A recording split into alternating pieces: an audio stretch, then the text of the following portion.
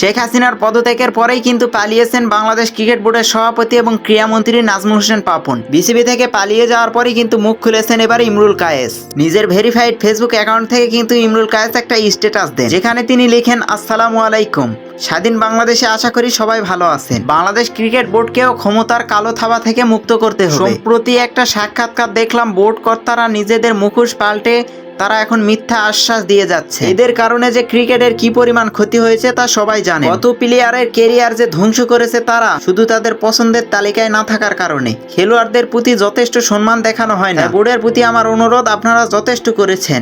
দেশের ক্রিকেটকে আপনাদের দেওয়ার আর কিছু নেই, তারুণ্যের হাতে ছেড়ে দিন ক্রিকেটের ভবিষ্যৎ। তারাই এগিয়ে নিয়ে যাবে, তাদের হাত ধরে আসবে বড় সাফল্য, যেখানে মাথা উঁচু করে থাকবে বাংলাদেশের ক্রিকেট ইনশাআল্লাহ। তো দর্শক, ইমরুল কায়েসের এই স্ট্যাটাসের পরেই কিন্তু আর এটা বোঝার বাকি নেই যে শুধু দেশের সরকারকে সংস্কার করলে হবে না, ক্রিকেট বোর্ডটাকেও কিন্তু সংস্কার করতে হবে।